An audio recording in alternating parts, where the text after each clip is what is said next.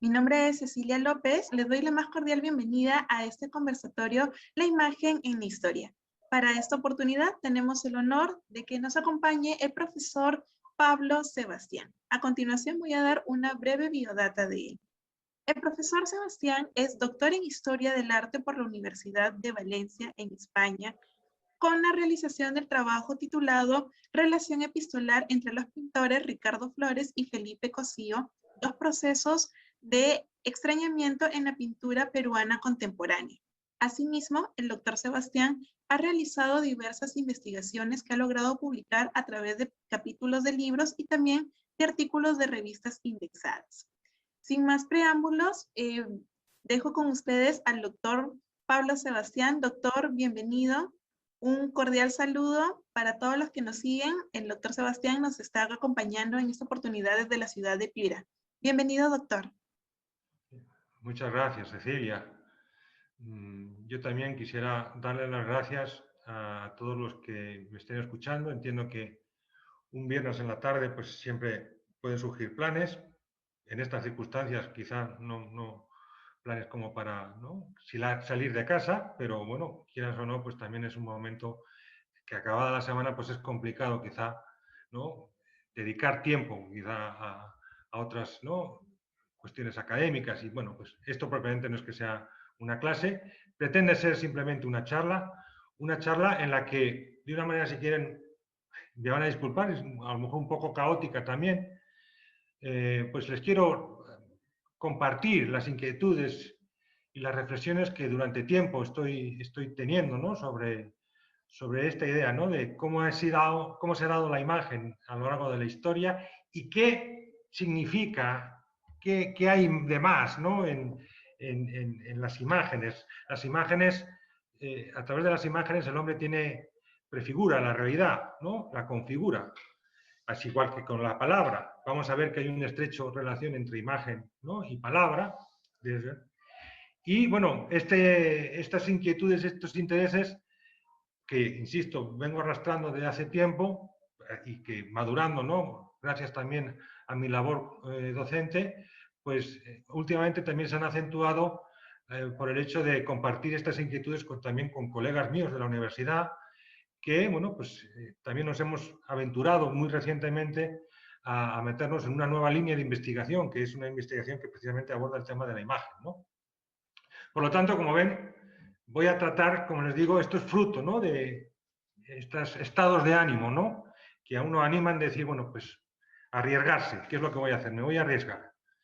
Es un poco presuntuoso por mi parte, definitivamente, hablar de la imagen en la historia. Esto hasta diríamos, es absurdo, ¿no? Y además, tan poco tiempo. Estoy, como les digo, ¿no?, madurando ideas que tenía, ¿no?, la inquietud de compartirlas con ustedes.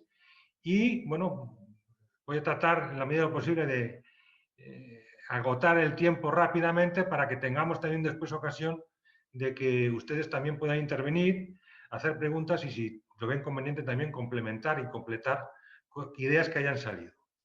Paso, por lo tanto, a compartir mi PowerPoint.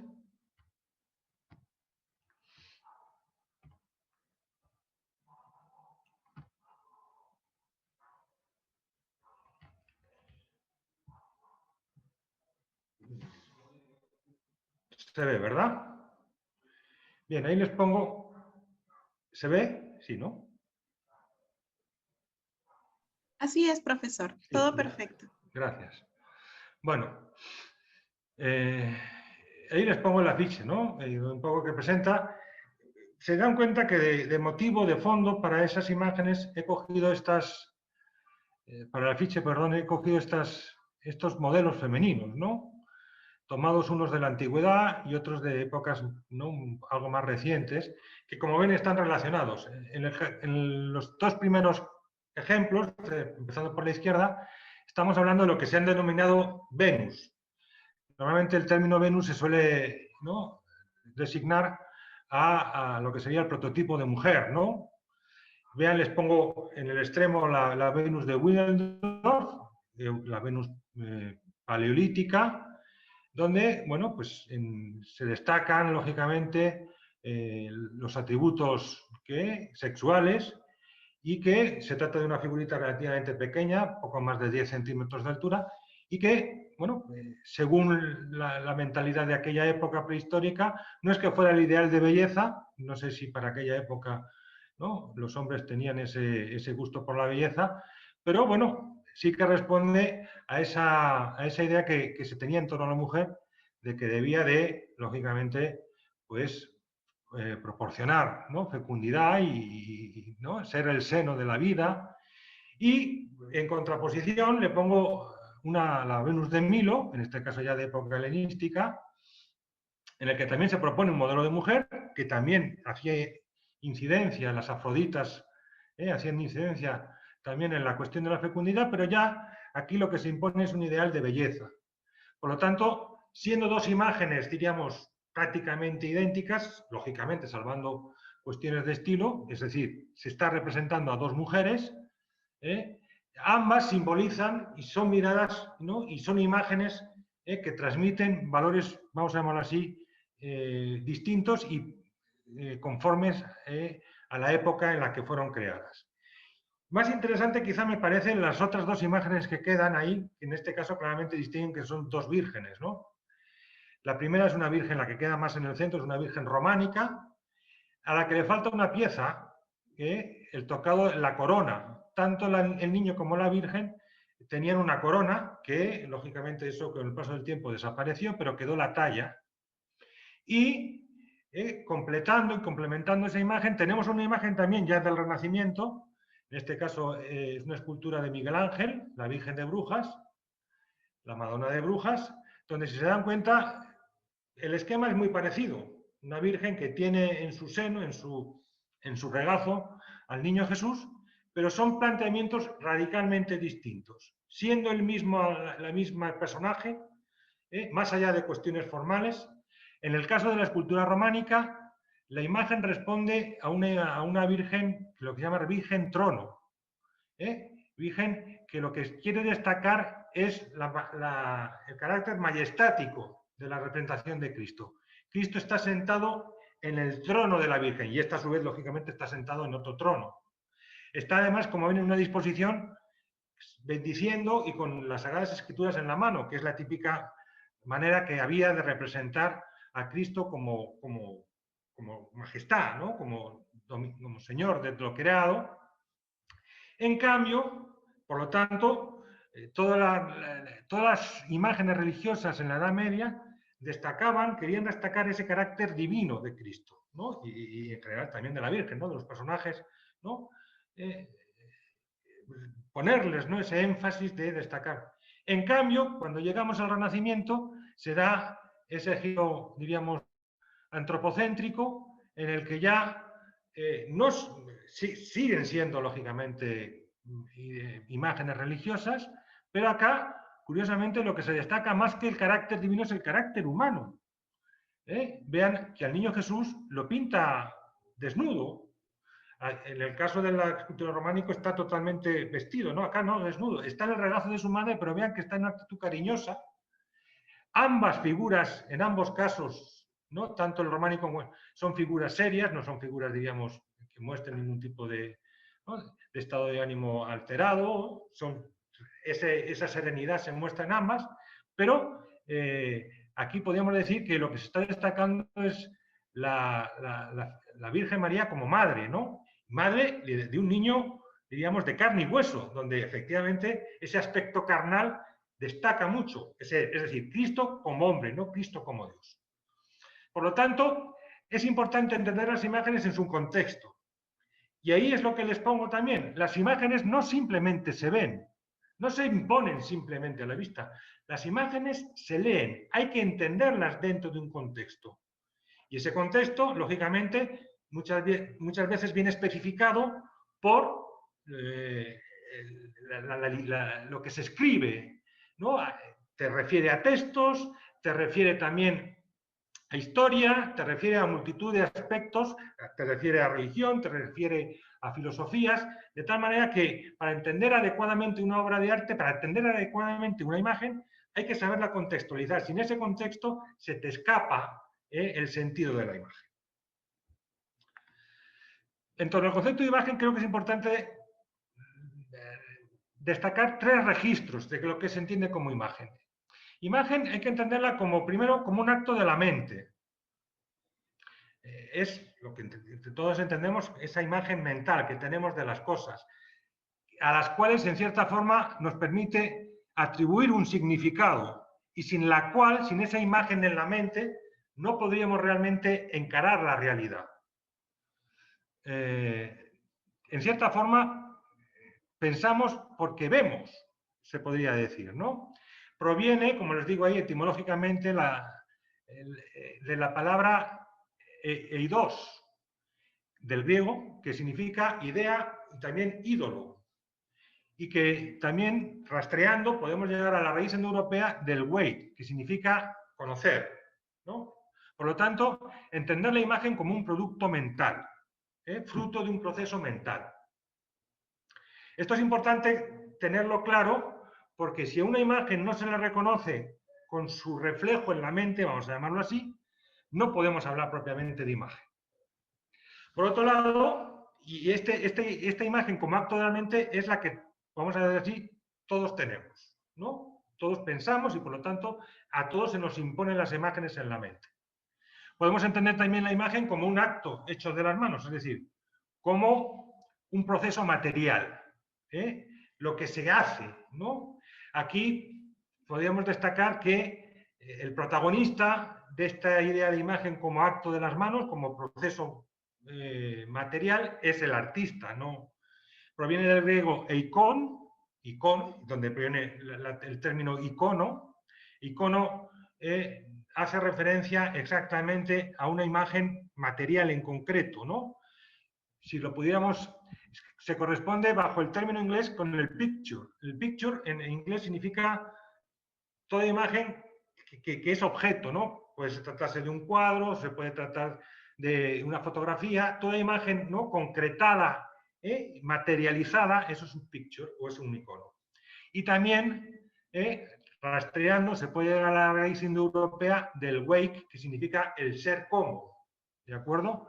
Es decir, toda imagen material tiene su reflejo, tiene su germen en una imagen, en otra imagen, ¿no? Que debe ser una imagen, lógicamente, mental, o muchas veces también toda imagen tiene su modelo, también muchas veces tomada de otros iconos, vamos a llamarlo así, ¿no? Y luego podemos entender la imagen como un acto de la mirada. En este caso ya no proviene tanto del griego, sino del latín, del spectrum. De tal manera, acá la imagen sería producto de un proceso visual, solamente visual. Y en ese sentido, bueno, pues también vamos a llamarlo así, la imagen puede ser entendida como en su pura experiencia visual, casi como una especie como de fantasma, ¿no? No goza de una identidad material, sino que simplemente es lo que el ojo ve y que nuevamente en la raíz indoeuropea, el spec, nos pone en contacto con esa idea de el observar. En todas las imágenes, cuando hablamos de imágenes, podemos decir que estos 3 registros se dan de una manera, digamos, clara, ¿no? Es cierto que, dependiendo de épocas, pues prevalece uno respecto de otro. Y les quiero poner un ejemplo para que quede más o menos claro de la pintura, por ejemplo, contemporánea. Aquí les pongo... El arte abstracto es un arte que, curiosamente, sobre el cual es difícil, por ejemplo, las imágenes que produce el arte abstracto son imágenes a las cuales es difícil asignarles un significado mental. No reconocemos en ellas nada que nos lleve, diríamos, a denominarlas, ¿no? Es muy común dentro de la pintura contemporánea poner el sin título, ¿no? Y en cierta forma eso es un reconocimiento en el que son los aspectos puramente materiales y formales los que se imponen, pero no hay, como les digo, una idea de representar nada. Las imágenes también son representación, representan, recrean, ¿no?, algo reconocible. Y, dicho esto, bueno, el cuadro de la izquierda es un cuadro del informalismo, de Pollock, y el de la derecha, el neoplasticismo de Mondrian. Ambos, como ven, son concepciones totalmente distintas de lo que es plantear una pintura, pero podríamos decir que visto uno, vistos todos, ¿no? Quiero decir, no hay una diferenciación de contenido y de significado en cada una de ellas y, por lo tanto, en el arte de la pintura abstracta, podríamos decir que cae en un cierto menoscabo, ¿no? Pierde valor la imagen mental. Esto lleva, por ejemplo, a que cuesta mucho recordar. El anclaje de una pintura contemporánea en la mente es muy complicado, es muy difícil. No tienes asideros. Evidentemente reconoces una cosa u otra, pero no tiene asideros. En cambio, sí que tiene muy fácil asidero el arte figurativo, pues una Gioconda, ¿no? Unas Meninas. Eso enseguida se impone porque evidentemente se corresponde claramente la imagen, vamos a llamarlo así, material, con la imagen, o la imagen visual con una imagen en la mente. Y esto, curiosamente, luego también tiene consecuencias, ¿no? Pero bueno, en fin. Bien, vamos a acudir un poquito a la historia para ir viendo cómo estas imágenes han ido cambiando en función también de lo que, como les comentaba, el hombre, a las condiciones, ¿no?, a las que el hombre se enfrentaba. El proceso material de la imagen va estrechamente vinculado a la propia naturaleza de la imagen. En la prehistoria, en los tiempos paleolíticos, como sabrán, las representaciones fundamentalmente eran de representaciones de animales. Esto tiene claramente mucho que ver con la idea de que el hombre vivía del animal, vivía de la caza, se abrigaba con la piel del animal y por lo tanto en cierta forma se produce una casi divinización del animal. Y es en el interior de las cuevas donde se representaban a los animales. El soporte, por lo tanto, a la hora de hacer la imagen eran las paredes de las cuevas. Y estos propios soportes, pues en cierta forma, vamos a decirlo así, invitaban a la representación. No sé si lo distinguen, pero en estas imágenes, si nos estamos fijando sobre todo en el bisonte que queda en el centro, vemos que hay una especie como de fisuras en la roca que en algunos lugares sirvieron al artista para establecer el contorno o parte del contorno, tanto en lo que toca la cabeza como en lo que toca en la parte trasera. Se ve que efectivamente estaba siguiendo, ¿no?, el perfil de esos. Esto, además, si lo vemos, por ejemplo, en relieve, esto es una imagen en 3D que lo que nos está mostrando es lo que sería el negativo de lo que hemos visto antes. Bueno, ahí podemos distinguir claramente que también la superficie rocosa tenía unos salientes que también, en cierta forma, prefiguraban ya la imagen del animal. Vamos a decirlo así, la imagen en el mundo de la época del Paleolítico, en donde el hombre estaba estrechamente vinculado con el animal, en cierta forma emanaba de la propia naturaleza. ¿De acuerdo? No es que solamente el hombre representara animales, ¿no?, sino que era provocada la imagen por el propio entorno natural, lo que reforzaba aún mucho más ese estrecho vínculo del hombre con su entorno. Esto que se muestra en las pinturas, bueno, esto también condicionaba, por ejemplo, que las pinturas fueran aisladas, porque lógicamente se tenían que acomodar también a esos propósitos que les brindaban, ¿no?, los relieves de la roca. Nosotros muchas veces ante estas imágenes las solemos ver siempre, ¿no?, como planos, como fotos, ¿no?, pero encontrarles el sentido pleno es adentrándose dentro de esas cuevas y viéndolas, insisto, con esos relieves que sobresalen y que daban una mayor también realidad y presencia al animal. Esto también se mostraba, por ejemplo, en el arte mueble, ¿no?, en los utensilios que traían y llevaban estos hombres, ¿no?, cazadores. Esos elementos alargados se llaman propulsores. Es un poco, vamos a llamarlo así, el antecedente de los arcos. Permitían prolongar el brazo para, ¿no?, lanzar con más fuerza la flecha o el dardo, ¿no? Y lo que vemos también ahí abajo, un poco más grande, destacado, es también un bisonte. Tanto en las paredes como en este arte mueble, las imágenes se acomodaban a lo que se llama la ley del marco, es decir, la forma del soporte que iba a recibir la imagen condicionaba la propia imagen. Y Vean qué genial fue este hombre del paleolítico, que para poder representar al bisonte completo no le daba para la cabeza, y lo que hace es hacer como que está girando, ¿no? Está volteando la cabeza y por lo tanto incluye dentro del cuerpo la cabeza. Un recurso, insisto, extremadamente original para poder completar la figura dentro de ese marco que le daba esa osamenta que le servía de soporte para la imagen. Por lo tanto, vemos que aquí el soporte claramente marca la naturaleza de la imagen. Avanzando en la prehistoria, vemos que sigue siendo el soporte la roca para la pintura. En este caso ya no son al interior de cuevas, sino ya me vienen abrigos rocosos que quedan, diríamos, un poco a la vista y se pueden ver, diríamos, desde fuera, donde aquí ya se representan escenas y ya no se representan animales de forma aislada. Acuérdense que en el Paleolítico había ese ánimo, en cierta forma, de apropiarse del animal. Y una primera de las formas simbólicas de apropiarse del animal era representándolo. Acá ya no, acá ya hemos evolucionado y ya lo que se representa es la escena propiamente de la caza. De tal manera que la imagen adquiere un carácter narrativo. Nos explica algo, ¿no? No quiere, diríamos, no tiene ese carácter mágico que tenía en el Paleolítico, sino es un carácter más narrativo. Esto se dio en periodos ya de lo que se llama del Mesolítico, se produce un cambio climático y esto permite, insisto, que este arte aparezca, diríamos, no tan resguardado como en la época paleolítica. Y lo que vemos a la derecha es una escena de ganadería. Aquí ya propiamente es una escena del Neolítico, donde curiosamente las figuras humanas no son tan estilizadas como la figura del Mesolítico y curiosamente, fíjense, podemos distinguir que la mayoría de ellas son mujeres.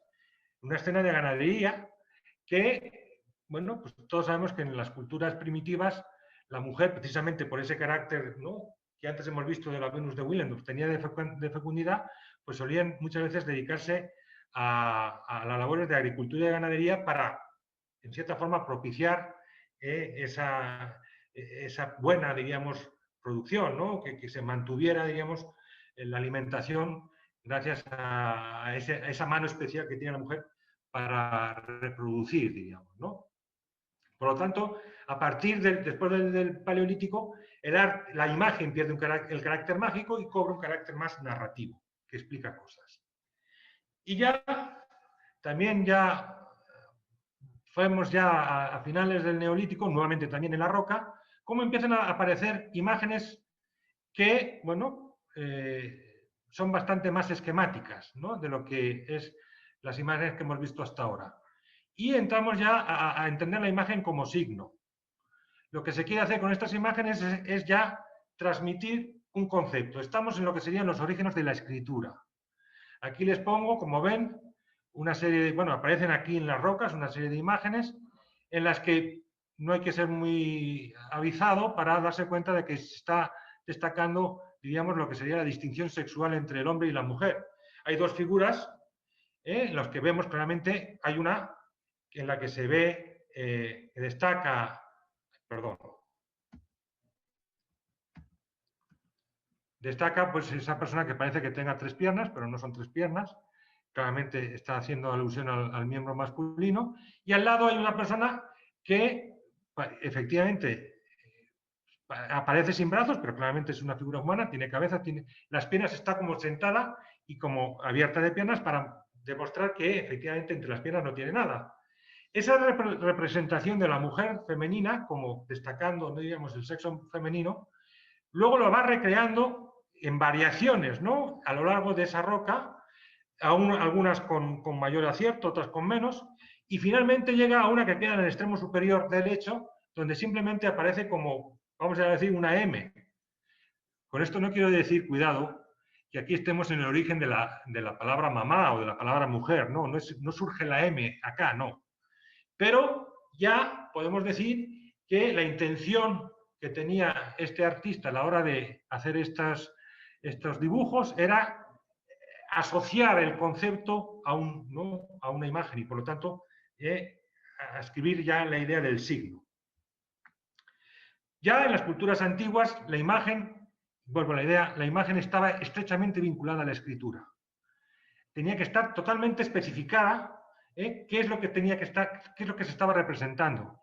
Y ya desde la cultura mesopotámica, los templos sumerios en la mano izquierda, con este rey de Lagash, pues vemos cómo en el faldón pues aparece, ¿no?, una escritura que nos explica y nos identifica al personaje.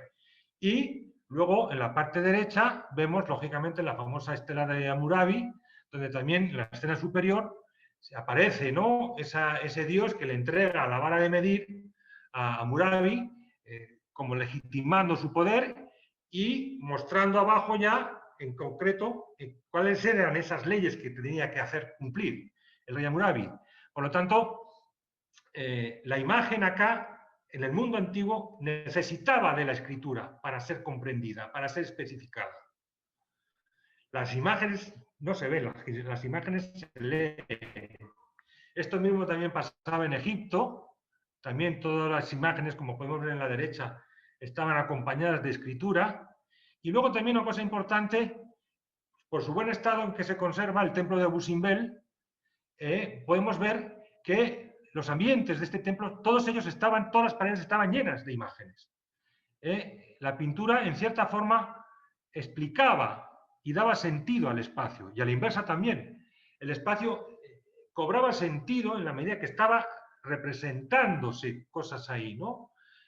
La clave del espacio te la da la decoración. No es una pura decoración, cuidado. En esas pinturas y en esas imágenes lo que se trata es de transmitir sentido a esos espacios. Por lo tanto, arquitectura, pintura, escultura estaban íntimamente estrechas, ¿no?, ligadas. La modernidad a nosotros nos las ha separado, pero durante muchísimos siglos estaban ligadas unas con otras y no se podían, diríamos, desvincular, desligar. Bien. Otra cosa también interesante a la hora de hablar de la imagen en Egipto, también en algunas culturas antiguas, es que la imagen no representaba lo que se ve, sino representaban las cosas no como se ven, sino como son. Y aquí les transmito esta imagen de este estanque.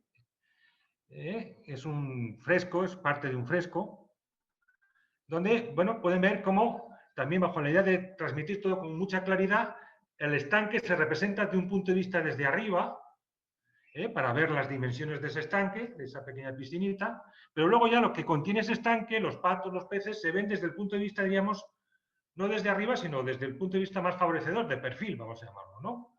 Y también se ven cosas que en principio no se deberían de ver.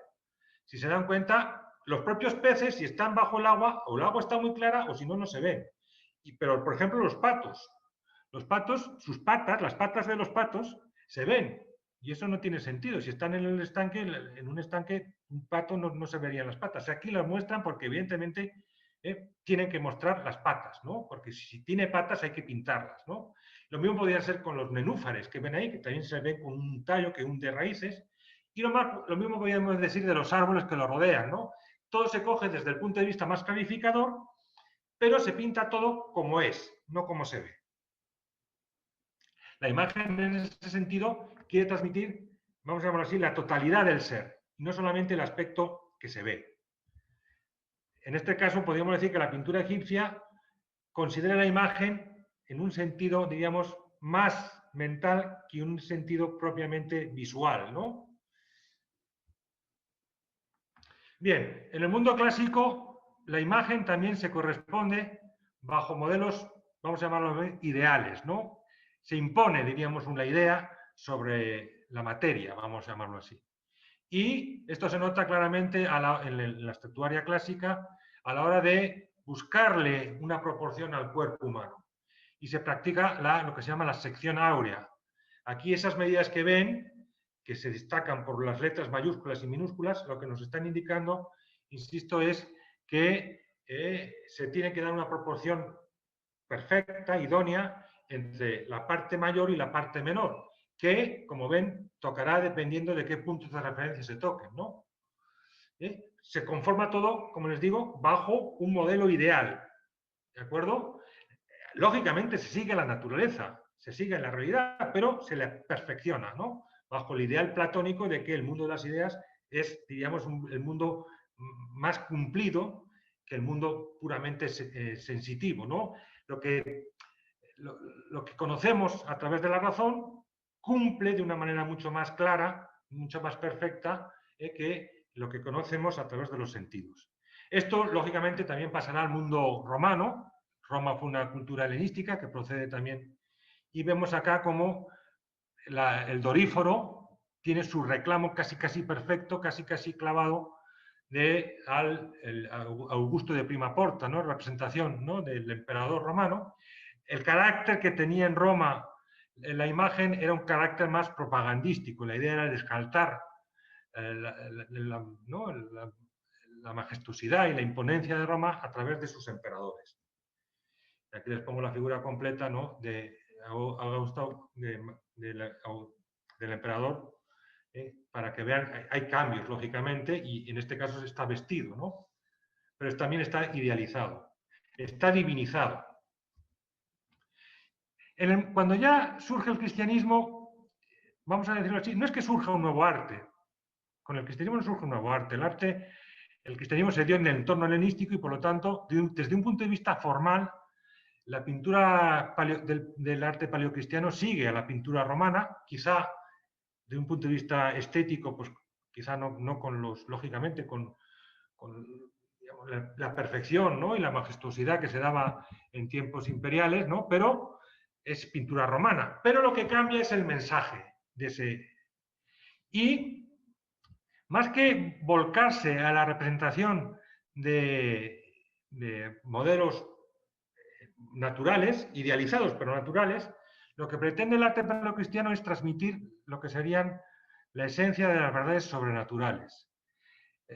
Diríamos, siguiendo incluso a Plotino, el neoplatonismo que se pone de moda también con el cristianismo, había que cerrar los ojos del cuerpo para abrir los ojos del alma, para considerar las realidades espirituales de las cuales no tenemos, lógicamente, experiencia sensorial. Y por lo tanto, acá nuevamente, para la representación, había que seguir, pues, las escrituras, ¿no? Y aquí tenemos la imagen de Cristo como buen pastor, que en los primeros tiempos fue la imagen que tuvo mayor protagonismo, mayor importancia. A día de hoy entendemos a Cristo, cuando hablamos de Cristo, siempre lo que se ve es Cristo crucificado. Bueno, pues que sepan que Cristo crucificado en los primeros del tiempo del cristianismo no aparece en absoluto, precisamente porque era una imagen que para los primeros cristianos era repugnante. Para ellos no era posible entender que Cristo muriera como un malhechor, ¿no?, que es la forma en la que tenían de morir los malhechores crucificados, ¿no? Lo que es la fuente de todo bien no podía ser representado como un malhechor, y por lo tanto no es hasta bien avanzada la Edad Media, y sobre todo se pondrá muy de moda a partir del Renacimiento y mucho más a partir del Barroco, cuando Cristo va a empezar a ser representado como crucificado. Acá se representa como buen pastor porque la imagen que se quiere transmitir de Cristo es como Salvador. Estamos en la época de las persecuciones. Estas imágenes se daban mucho en las catacumbas, en esos lugares de refugio, y por lo tanto la imagen del que te va a rescatar, de que te va esa esperanza en la otra vida, es lo que claramente la esperanza que tenían estos primeros cristianos y que va, insisto, a ser representada y que va a tener, insisto, su copia, su reclamo o su modelo en la figura de Orfeo, el personaje también tomado de la mitología clásica. El cristianismo en ese sentido es una religión que se incultura, que se inserta en las culturas ya existentes, ¿no? Y eso ha pasado tanto en la época en la que, ¿no?, original del paleocristiano, como también en la evangelización de América también, ¿no? De cierta forma, el cristianismo se adapta a las idiosincrasias culturales para hacerse entender. Y por lo tanto, bueno, pues la figura de Orfeo acá sirve como para representar, lógicamente también sacando, ¿no?, acudiendo a la figura del buen pastor, que también aparece en las Sagradas Escrituras, pero en esa correlación se da esta imagen que, insisto, se conforma de estas dos tradiciones, diríamos, ¿no? Y acá les pongo el ejemplo también de época paleocristiana, donde antes hemos visto cómo, ¿no?, la letra la imagen se convertía en letra, y acá cómo la letra se acaba convirtiendo también en imagen. Esto es un crismón. Es un símbolo que lo que trata de transmitir son las iniciales de Cristo, en lengua griega, donde, bueno, aparece una rho, lo que parece una P es una rho, y luego esa X es las dos iniciales de Cristo, y luego inserto aparece en mayúscula alfa y omega, en esa idea de que Cristo es el principio y fin de todo, ¿no?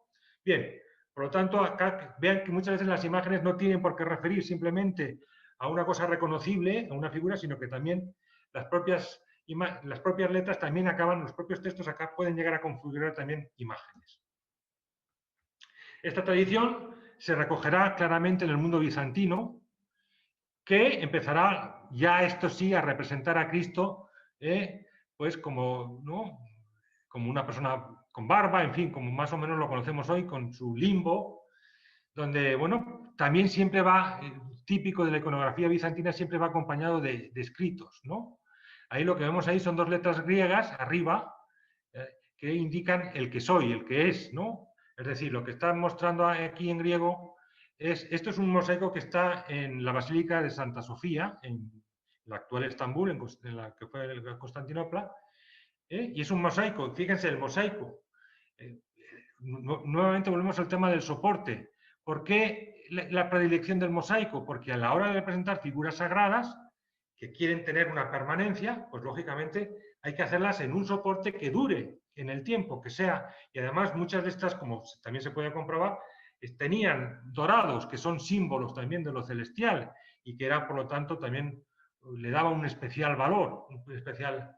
Estas imágenes que surgen en torno a Cristo, en torno a la Virgen, que serán imágenes totalmente codificadas, luego se irán, por lo tanto, reproduciendo y serán, a través de las escuelas de iconos, serán difundiendo, y esto que estaba, insisto, digamos, en el Mediterráneo Oriental, luego pasará a, como ven, a Europa, bueno, a Italia, a Sicilia, y bueno, pues ya veremos, precisamente también porque hubo colonias bizantinas en Italia, veremos cómo surgirán, se mantendrá la influencia bizantina en iglesias cristianas, y donde vemos, vuelve a aparecer acá la figura de Cristo muy, muy parecido, ¿no? Siempre que en acto de bendecir, con las Sagradas Escrituras, también con esas letras que antes hemos descrito, y donde acá sí que aparecen pues más personajes, abajo la Virgen, y como ven, todos acompañados en griego con los nombres respectivos. Nuevamente la imagen tiene que estar asociada a la palabra para poder ser totalmente clara y específica. Y pasado el tiempo, pues veremos que también ya más en Occidente, en este caso el románico catalán, vuelve también a retomar esta iconografía bizantina, claro, ya no hecha en mosaico, sino hecha en pintura, donde, bueno, pues en cierta forma podemos decir que se recrean los mismos personajes, ¿no?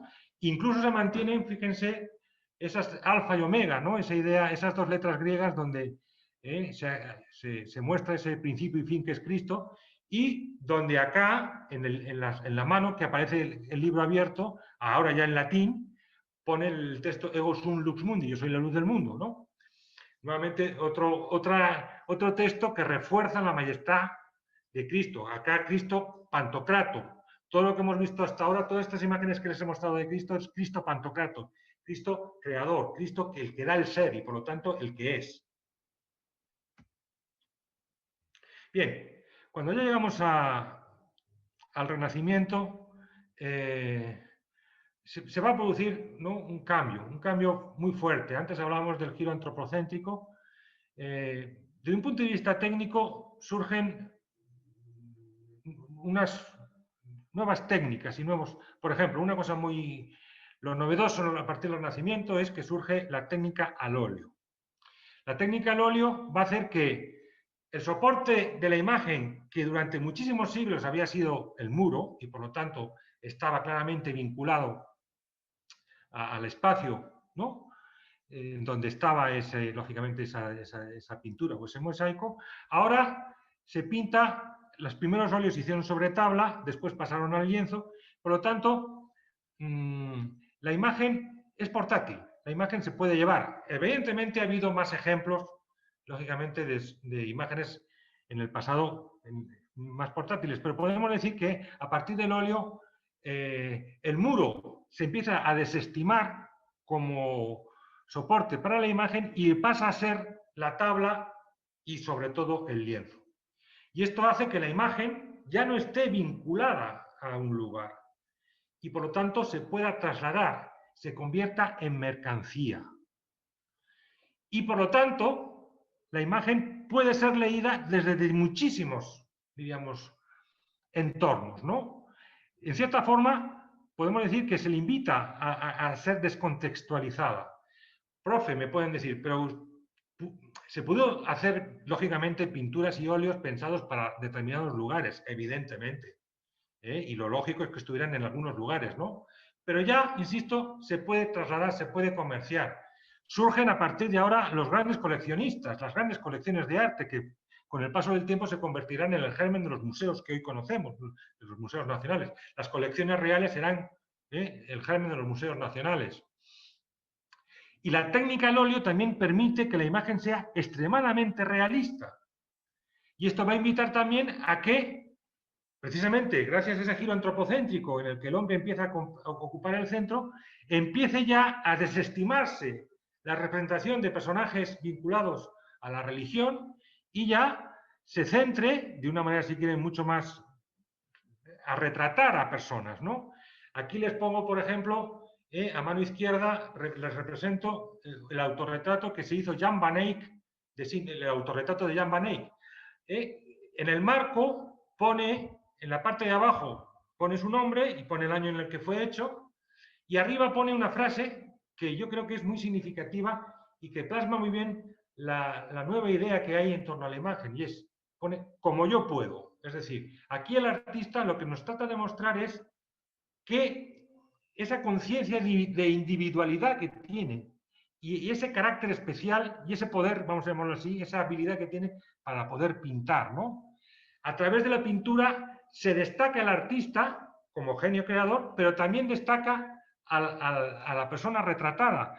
Se da una alianza, vamos a llamarlo así, de egos, vamos a llamarlo, ¿no?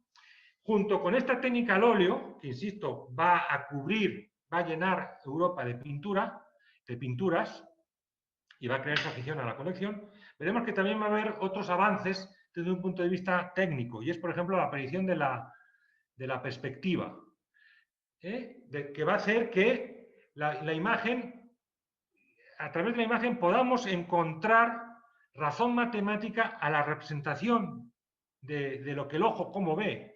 Y acá volvemos otra vez a la idea de la imagen como mirada, como exploración de la mirada. Piero della Francesca, pintor del siglo XV italiano, fue uno de los grandes teóricos de este planteamiento de la perspectiva, que como ven aquí la plantea en una cabeza y acá la plantea, como ven, también en una copa. A mí yo me quedo asombrado viendo este esquema. Esto parece prácticamente sacado parece que sea ¿no? Producto de una mano de un ordenador, ¿no? Siempre lo digo, viendo esta idea de la realidad virtual realmente como idea surge en el Renacimiento. En tiempos actuales, en tiempos contemporáneos, lo que hemos tratado es que gracias a las computadoras podamos, lógicamente, movernos en esa caja espacial que de manera virtual ya se había concebido en el Renacimiento, pero como idea surge en el Renacimiento.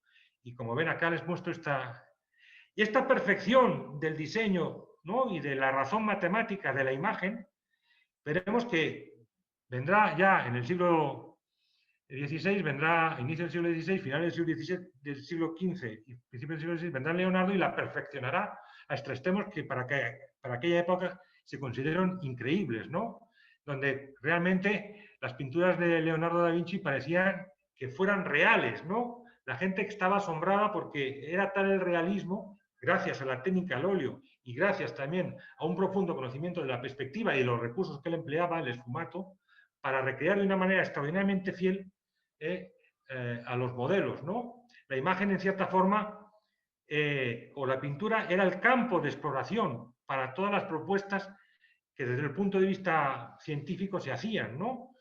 No olvidemos que Leonardo da Vinci es un inventor, era un científico y los conocimientos que aprendía de la naturaleza los trataba de contrarrestar, de explorar después en la pintura.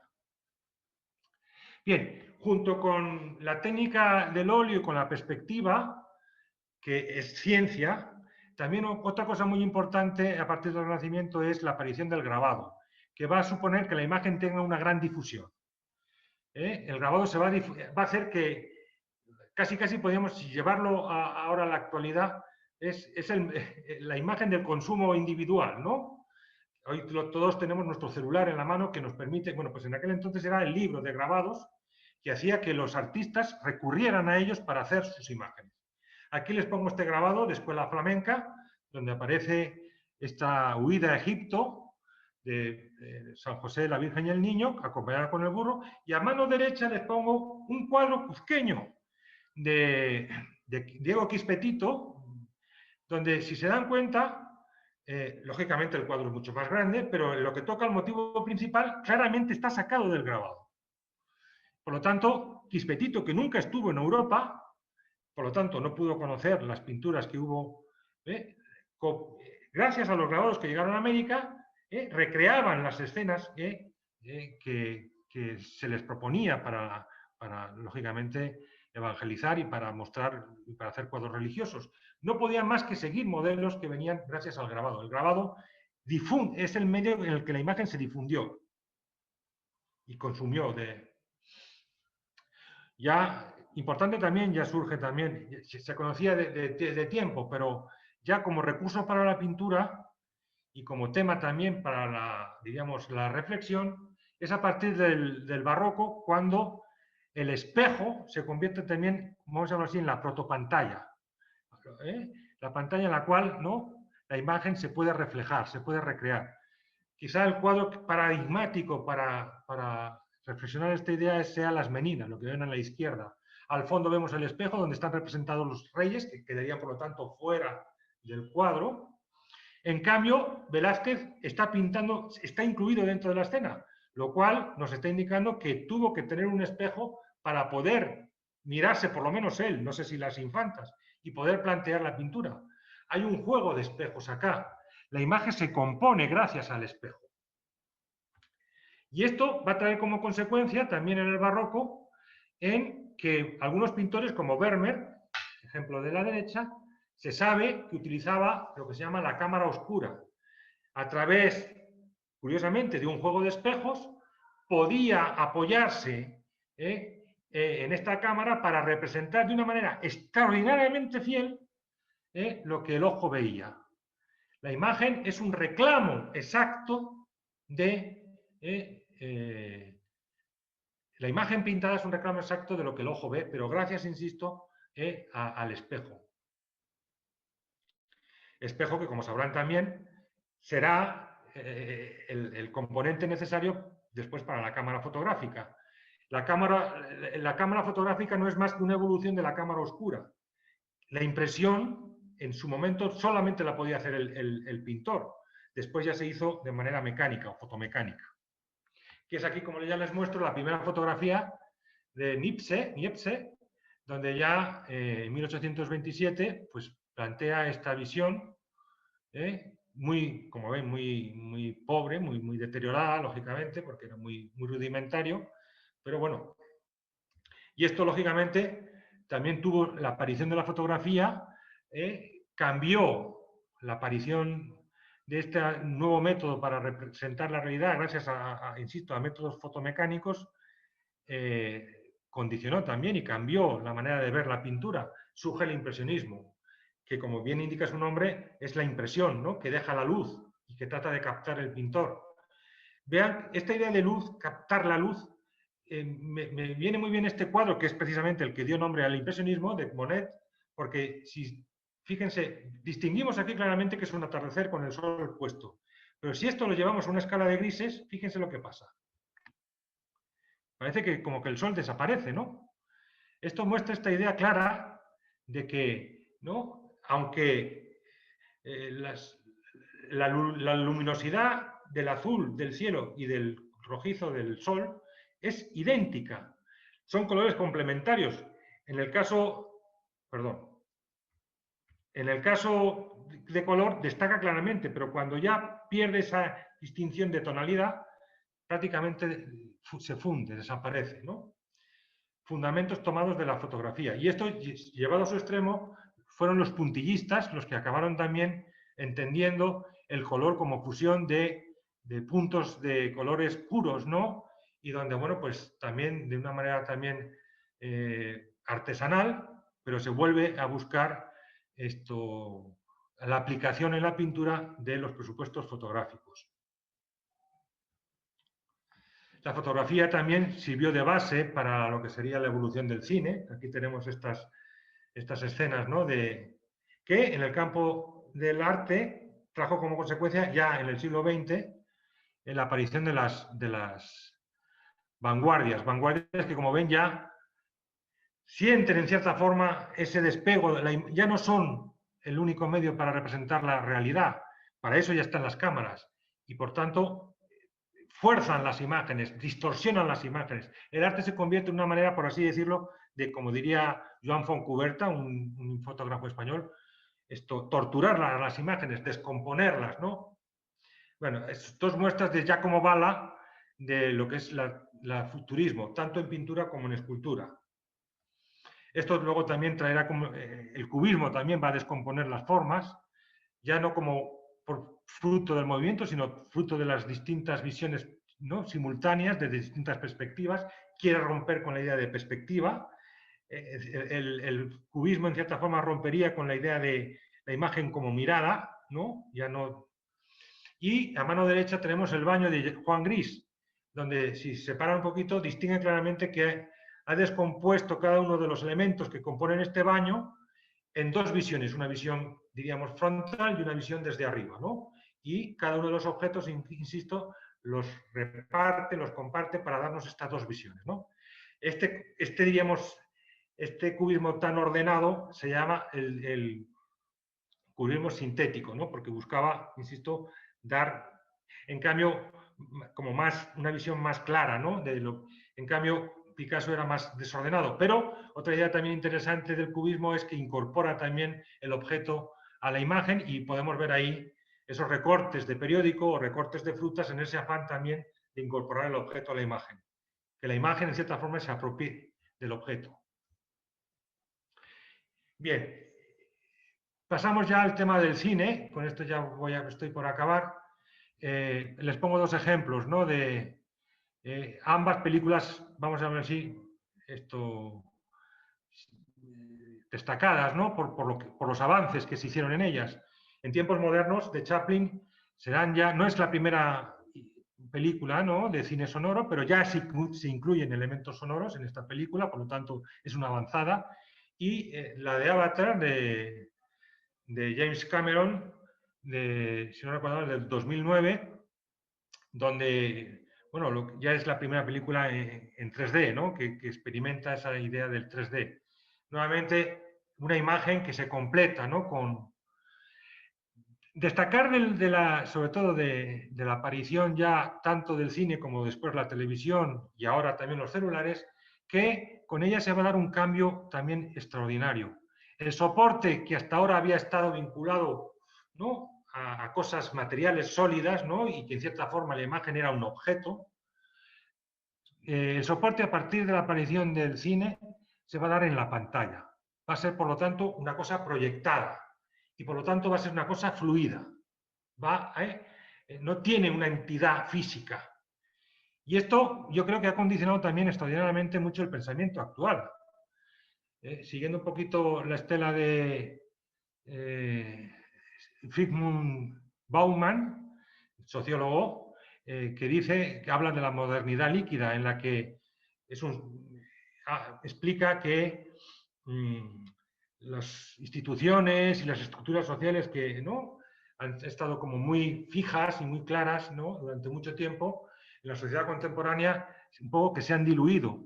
Bueno, yo creo que quizá su ilustración clara, ¿no?, tenga que ver también con que esa misma idea la podemos plantear en la imagen. La imagen que había gozado de una entidad fija, cosificada, en las distintas formatos, ¿no?, pasando de la pintura mural, después por la pintura al óleo o llegando a la fotografía, ahora ya es una imagen que fluye, ¿no? Que no queda. Y esto quizás sea uno de los rasgos que mejor pueden definir también el pensamiento contemporáneo. Y en ese sentido yo creo que podríamos también establecer esos puentes entre pensamiento. El pensamiento necesita de un soporte físico a través de la imagen y también a través de la palabra que le da, en cierta forma, entidad. Y en cierta forma, como les decía, que el soporte de la imagen condiciona de alguna forma también la manera que tiene el hombre de pensar. Bueno, espero que les haya gustado la conferencia, espero no haberme ido mucho del tiempo, ya son casi las 8. Si les parece, yo por ahora me callo y cedo un poco la palabra a ustedes. No sé si querrán tener algunos comentarios o si alguno de mis colegas quisiera también intervenir, yo estaría encantado también. Doctor, muchísimas gracias por su presentación. Sabemos que ha hecho un recorrido bastante veloz en todo eso porque obviamente en una hora es prácticamente imposible poder hacer una recopilación de todas las formas de representación, como usted ha explicado, en la historia. Sin embargo, doctor, tenemos aquí varias consultas. Empezamos por aquí. Nuestros seguidores en el Facebook nos han planteado diversas preguntas. A ver, doctor, nos preguntan, dice, la estética fue una variable bastante importante a considerar dentro de los pobladores, que los pobladores realizaban en las pinturas rupestres del Paleolítico. ¿Había otra más importante que esa? ¿Las pinturas había otra cosa? No. A nivel de pintura, lo único que nos ha llegado es las pinturas rupestres. No ha habido mayor... A nivel de escultura, pues han quedado las figuritas, las que llaman las Venus paleolíticas, de las que les puse el ejemplo de la Venus de Willendorf, y lo que hemos visto también de arte mueble, que también tiene una representación animal, ¿no? Es verdad, además de animales, había algunos signos asociados a los animales, que son signos en los cuales poco podemos decir. No tenemos textos de la época paleolítica que nos puedan un poco dar pistas de lo que pudiera significar eso. Hay muchas hipótesis sobre eso, pero la representación mayoritaria es animal y, por lo tanto, claramente esto lo que nos indica es que el hombre vivía del animal y había un estrecho vínculo. Y el pensamiento era un pensamiento mágico.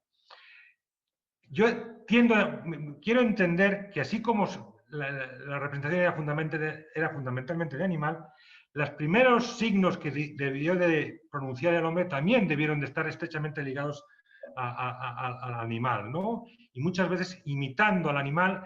A la hora de nombrar el animal, muchas veces lo que hacía era recrear el sonido del animal. Acá, por ejemplo, me viene a la memoria un ejemplo que me parece simpaticísimo y es en Piura, ¿no? El chilalo. El ave chilalo tiene el nombre precisamente de su canto, que es una especie como de chichichichi, ¿no? Pues probablemente el hombre prehistórico nombrara también así a los animales, imitándolos, ¿no? Y muchas de las danzas que se hacían rituales también lo que hacen finalmente es representar y recrear escenas de cazas en las que un bailarín representa al animal. Eran, en cierta forma, maneras y formas de apropiarse de esos animales. Esto es típico de culturas animistas donde la imagen, insisto, asume lo representado. Ah, muy bien.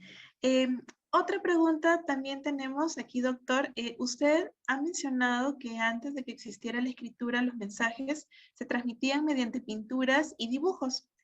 ¿Alguna vez ha visto algún mensaje dentro de una obra de arte el cual no puede ser expresado a través de palabras?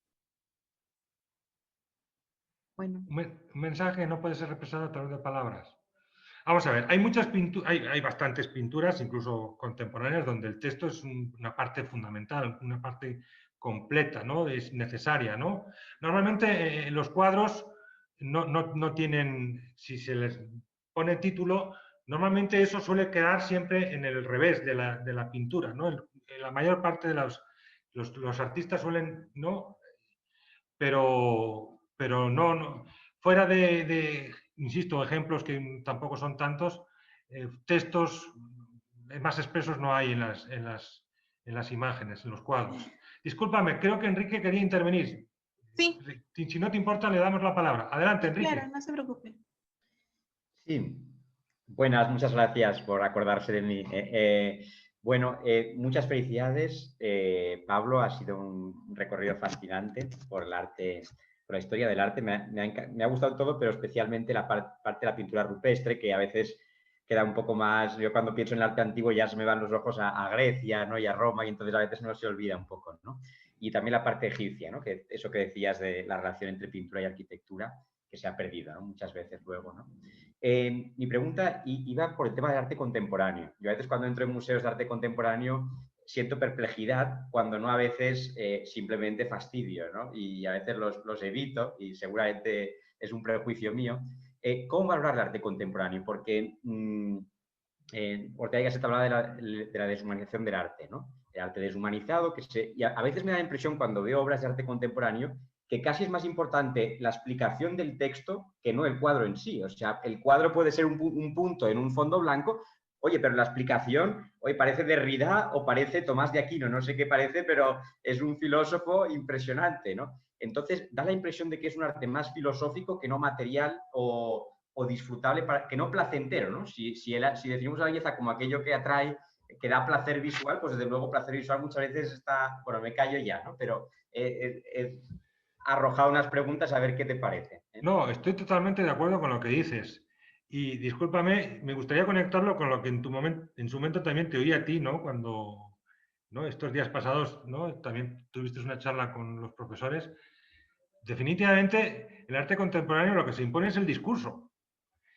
Tiene que haber un discurso que justifique la producción, ¿no? Como creo que la importancia del discurso se impone también en muchas áreas de la vida, ¿no? Parece que es un rasgo de la posmodernidad que el discurso marque en cierta forma el sentido de lo que uno hace. Y sin ese discurso, pues parece que las cosas no tienen sentido, ¿no?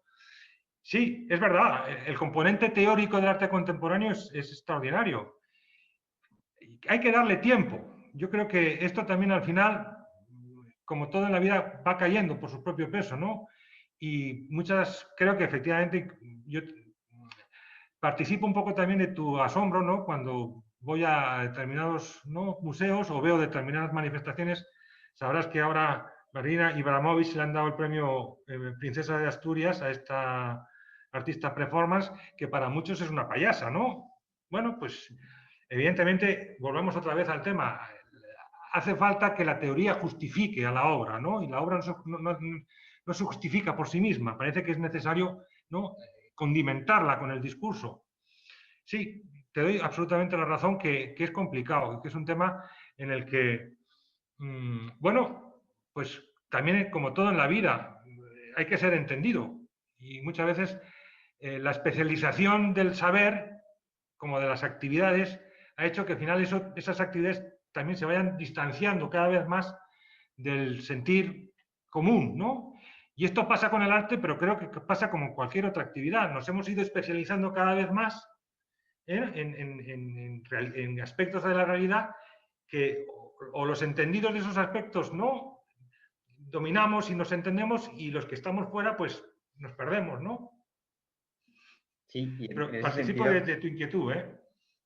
Gracias, Pablo. En ese sentido, simplemente tú hablabas antes de leer una obra de arte, ¿no? Y parece curioso porque sobre todo en los estudios culturales, hoy en día, siempre se define todo como texto. Un graffiti es un texto, un cuadro es un texto, pues lógicamente es un texto, ¿no? Y tiene que ver con lo que decías del discurso, supongo, ¿no? Al final, todo es leíble, todo es descifrable y todo es interpretable, porque eso quizás es otra palabra clave, ¿no? Interpretación, ¿no? Al final, todos son interpretaciones. Juliana también quería decir, perdona un ratito que sí, Juliana... Justamente, Juliana, profesora, la escuchamos. Sí que, hola, bueno, quería felicitar a Pablo, muchas gracias por este viaje así al tiempo y por las imágenes y todo lo que nos has comentado, porque realmente siempre, no sé, es rico mirar y encontrar, no sé, algunas ideas que, ay, mira, esto me había olvidado, esto ya no lo recordaba, ¿no? Esas cosas que en realidad va muy bien, ¿no? y decir, bueno, dentro de todo me acordaba mucho y no hacer un comentario más que era acordarme de los libros de historia. los libros de historia del arte. Hay uno que es el de Jean-Baptiste Serroux, la historia del arte por los monumentos, que claro, ahí encuentras también imágenes, ¿no? Entonces yo pensaba en esas imágenes también, como en las imágenes que tú mismo dices de los coleccionistas, ¿no? Que fueron estas las que luego dieron pie a Winkelmann incluso a pensar la historia del arte, ¿no? La historia del arte se piensa a partir de la imagen. O sea, el decir historia del arte como tal, ¿no? Desde Winkelmann, se estudia a partir digamos, de los libros. El primer libro de historia del arte ilustrado es el de Serroux d'Agincourt, el de Historia del arte por los monumentos. Y bueno, y de allí de la idea de la colección también, ¿no? Como la colección como imagen, ¿no? O sea, un poco la descontextualización de la obra de arte en sí misma, ¿no? Y de allí la reinterpretación, ¿no? A través ya del discurso de la historia, ¿no? Entonces eso también me parece muy interesante, y desde allí la idea de que por qué nos acordamos, como dice Enrique, tanto de cuando hablamos de arte antiguo, del arte griego, ¿no? Y nos hemos olvidado un poco del arte paleolítico, ¿no? Incluso tal vez por la historia contemporánea, ¿no? La marca de qué es historia y qué no es historia, bueno, perdón, qué es arte y qué no es arte, ¿no? El concepto también ampliado ahora último, incluso ya a términos del arte, del criptoarte, ¿no? De este arte que ya no tiene un soporte físico, sino un soporte digital. Entonces, claro, ahí ha habido también un olvido de esta etapa, digamos, antigua, ¿no? Del arte paleolítico, de este arte que también marca mucho lo que es la humanidad, ¿no? La idea de lo humano, ¿no? Y eso me parece muy interesante, ¿no? Igualmente, el concepto del arte o de la imagen asociado a la memoria, ¿no? A la psicología, como los modelos, tú mismo hablaste de estos modelos que aparecen. Pienso siempre que toda arte siempre ha tenido como un modelo, ¿no? Ha habido como un modelo. En el Renacimiento se ve mucho más claro, obviamente, la imagen del modelo, ¿no? Yo creo que es como más claro, no sé, ¿no? Desde la idea del arte también que se puede trasladar, como dices tú, ¿no? Las estampas y tales, ¿no?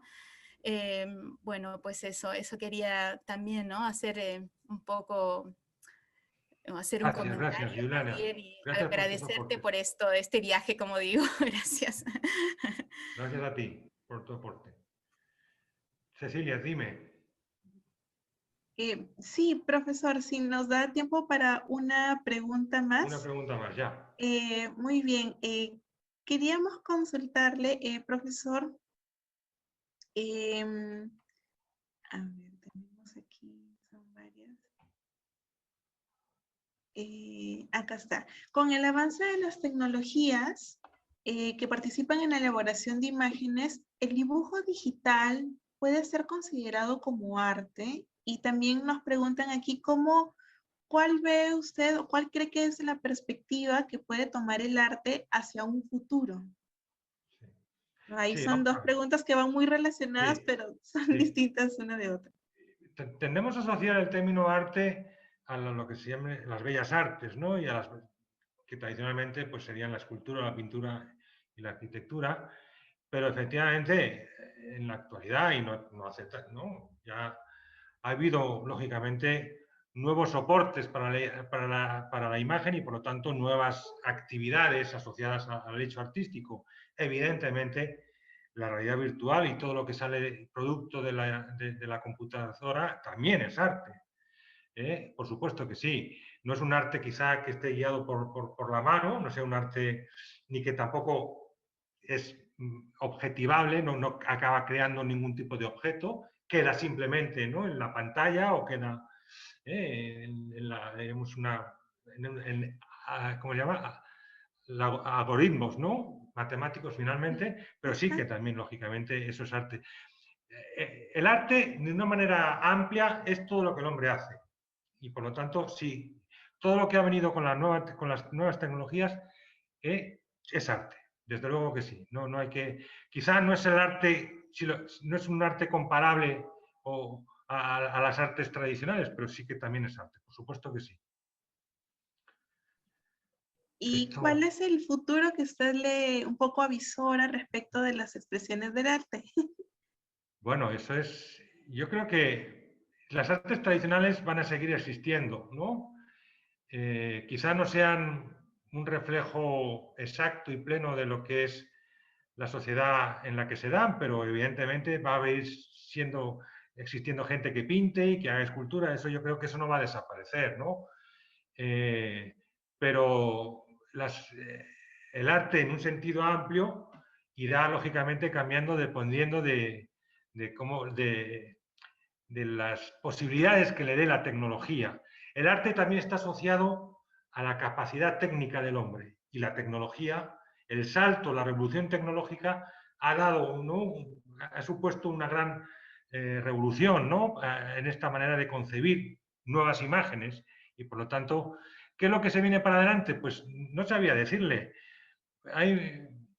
Sí, existe la idea, ¿no?, de la realidad aumentada. Ya se está trabajando en formas en cómo la manera que hoy tenemos de percibir la realidad puede ser complementada, puede ser perfeccionada y puede ser ampliada, ¿no?, a través de esa realidad. El disfrute de ese arte, eso sí que va a cambiar los canales, ¿de acuerdo? Y así como para ver arte tradicional tenemos que ir a los museos, estos nuevos artilugios del arte, pues lógicamente requerirán como nuevos canales, nuevas plataformas y quizá pues lo veamos, ¿no?, más bien a través del ordenador y a través, ¿no? Se está ampliando, diríamos, el registro de canales que nos permiten a nosotros disfrutar del arte, ¿no? Y bien, creo que hay que estar lógicamente a lo que suponga el avance de la técnica para saber, de la tecnología para saber el futuro del arte. Muy bien, le agradecemos muchísimo por esta súper síntesis respecto de lo que podemos apreciar en cuanto al arte, ¿no?, desde los inicios prácticamente de las manifestaciones del ser humano. Nuevamente agradecemos, profesor, por su participación en este pequeño conversatorio en el Centro Cultural y también agradecemos a cada uno de nuestros seguidores que nos han seguido en este caso a través de nuestra página en Facebook. Los invitamos asimismo a continuar siguiéndonos para nuestras actividades formativas y académicas en el Centro Cultural. Que tengan todos muy buenas noches. Muy bien. Buenas noches, chao, un saludo, gracias.